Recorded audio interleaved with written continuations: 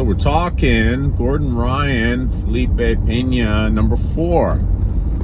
Okay. I'm excited to watch it just because there's so few big grappling events that anything that comes up, I'm usually pretty excited. And I'm usually pretty excited to watch Gordon Ryan get after it, just because, you know, he always puts on a very interesting display of jiu-jitsu that, you know, is very technical, very complete. I feel like the storylines here that we're trying to develop, because, you know, I don't feel that Gordon Ryan versus Felipe Pena 3, in my opinion, was not a particularly competitive match. I feel that as things progressed again and again, it looked like Pena's strategy was to kind of take things to, as I recall, like a 50-50 guard. But from there, he seemed incapable of getting anything started. And, you know, I wouldn't mind going back and rewatching that at some point and trying to understand the whys of that. I'm sure there's something just structurally that Ryan was doing to stifle him, but it kind of just looked, you know, from the casual perspective, without doing a real technical breakdown, it looked like Pena was doing it to stall. That once they got to the mat, he didn't feel a lot of confidence to go for things. The closest to a submission that we got was, and I would really be not like to call this a close submission, is Pena kind of went for a what did he do? What do you call that? He went for like he went for a toe hold, but the toe hold was barely, you know, it wasn't tight. It wasn't really like he had a good position. Ryan snapped out of it immediately. I mean, saying that he almost got a toe hold is like, I don't know. It's like white belts trying for an arm bar or something, and in the sense that they grabbed an arm, they almost got an arm bar, but, you know, like legs and hips where nothing was in position. So that was kind of, you know, you can't really make that a talking point. I feel like the talking point has become that Pena has trained with Andre Galvao and he has trained with Craig Jones in preparation for this match. And so I'm going to try to break those down one at a time. He trained with Andre Galvao, and, you know, I can appreciate the value of getting a hard roll and that helping you get in shape.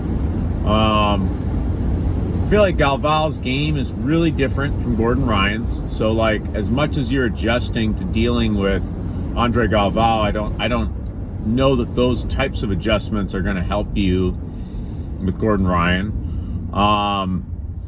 So there's that concern there.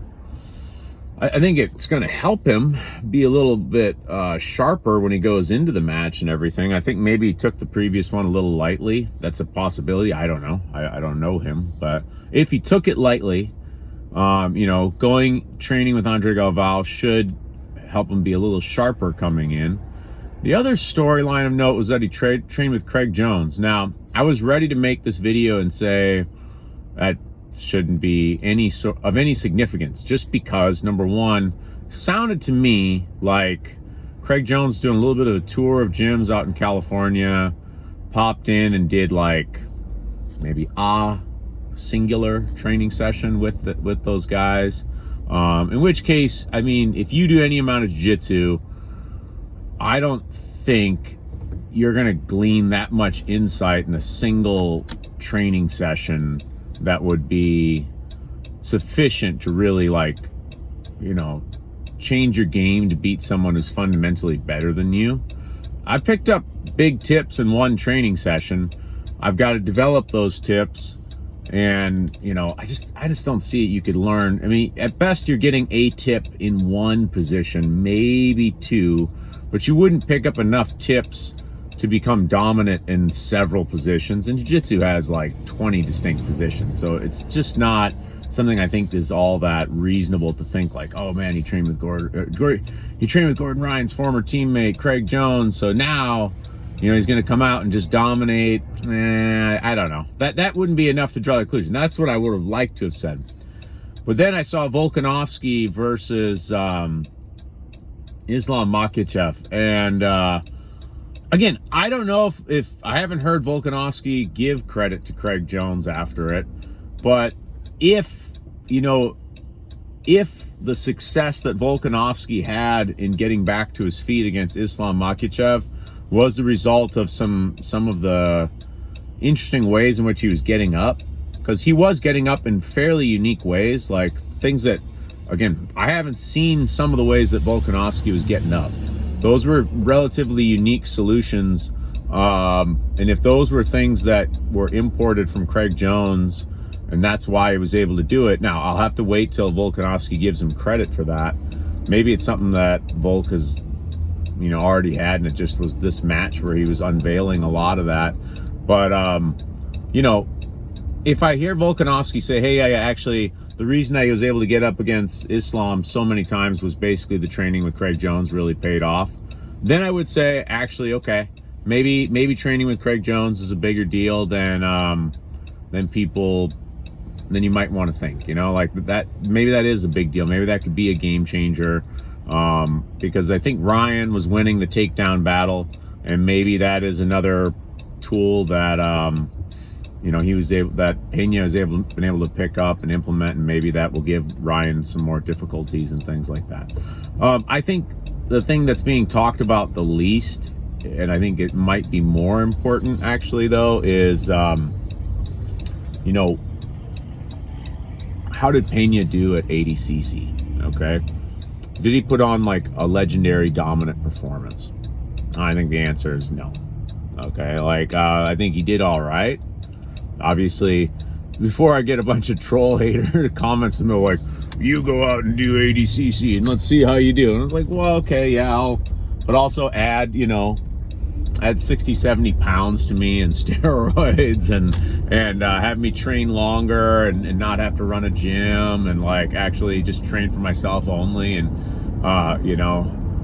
change my genetic disposition and all that kind of stuff. And then we'll see how I do at ADCC, right? Obviously I couldn't go and compete in the absolute and do as well as anybody there. And I'm not making any claims like that. But let's just be frank. I don't feel that Pena did great at ADCC. I think it was a lackluster performance. He went far, but he didn't win at the end of the day. He didn't walk away ADCC champion. So he lost to Nicky Rod.